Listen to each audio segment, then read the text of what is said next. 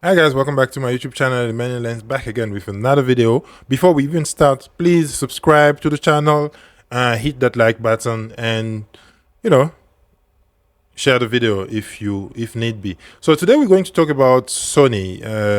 Sony, we're going to compare it to Canon at some point, but we're going to talk about Sony and what they are really doing differently. Sony has been releasing camera has nobody business. Like, I've never seen a company release as many camera as they have. I can't even recount how many camera they've been releasing for the past few years. It's a lot. I don't even know if I have to call that innovation anymore, because I think recently they released the A9 Mark III, and just as of yesterday they announced, I think, the A1 Mark II, which uses the same sensor as the A1 Mark I, and they just cosmetic improvement, and that really nice screen that can tilt up forward and flip up as well. That's really just amazing. They've also announced the 28 to 70 f2 lens, which is like a very good lens that Canon did released 3 years back, but the Sony one is just lighter. That's the only place where they just winning against Canon is they just made it lighter, and by close to 35% lighter. The Canon one is 1,430 gram, if I'm not mistaken, and the Sony one is under 1 kilogram. That is amazing for a lens that beefy.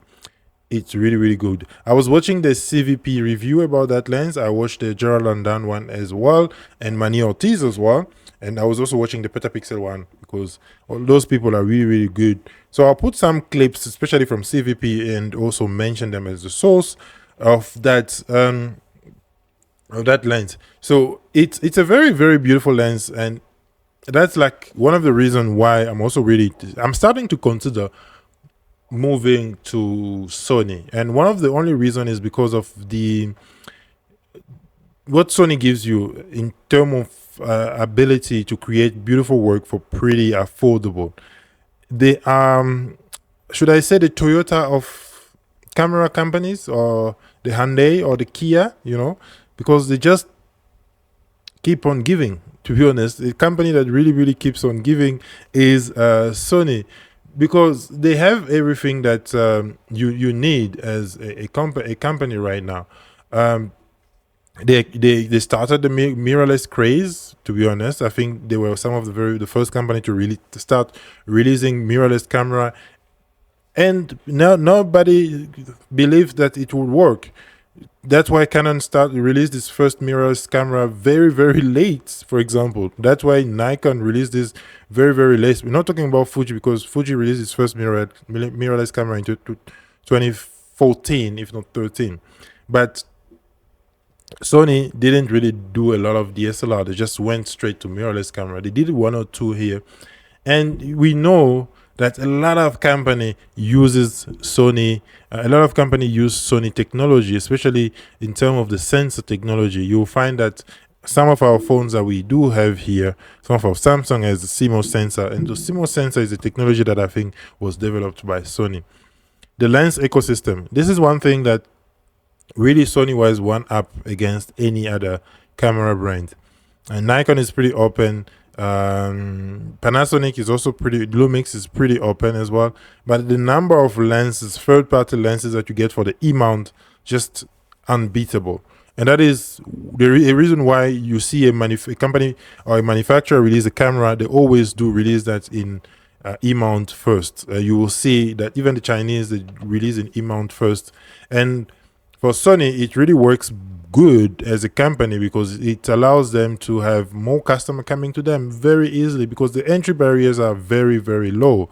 A lens can be a very big entry barrier for customer, and Canon doesn't understand that until now, because all of those RF lenses, true, they have the silver ring one, but a lot of people are interested in the red ring ones, and they are very expensive. And that's one of the reasons why I haven't decided to, for example, move away from my EF glasses, because those are now very affordable. And when Canon was doing EF glasses, they had a lot of third-party manufacturer that made lenses for them. Right now, there is only Sigma that's making lenses for them, and it's only for their crop center body. Doesn't make a lot of sense. It really doesn't. So the lens ecosystem, Sony has really won there. And also the video capability. I remember when Canon released the EOS R, it was just awful as a camera. It was awful. The crop on 4K, the slow mo on 720p. Imagine they capped the slow mo on 720p to 720p. You can just imagine that. So you really can see for yourself, if you're a videographer, if you are serious about making money doing video, how that can be very impacting and can be very frustrating that you use a Canon and it's not on par with other brands. And it's only recently with the R5 Mark II that they even remove the record limit, and the R6 Mark II as well. You can imagine that 2024 Canon only removed the record limit now recently, like maybe the R6 Mark II came out last year.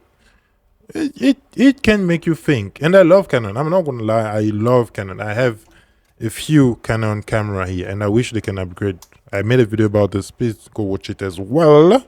So, and Sony is very competitive in terms of pricing, and that is also something to consider because you have camera for pretty much all the range. You have a good, very good hybrid camera in the Sony A7 IV, and that is the camera that I'm personally considering moving to because it is pretty much on par with the Fuji XS20, not XS20, XS2 that I want to get.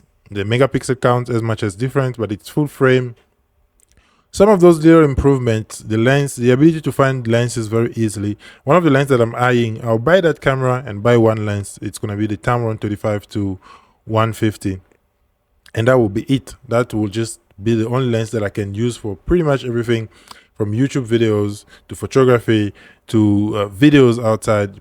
It is a one and all lens that I can use in studio, outdoor, in so many settings. And that's just something that Sony gives you right now that Canon doesn't. And it is, unfortunately, it is very unfortunate that Canon cannot see that. And Sony is having really field day when it comes to that, because I'm in South Africa, and when you say you shoot on Sony, you're gonna get hired so easily.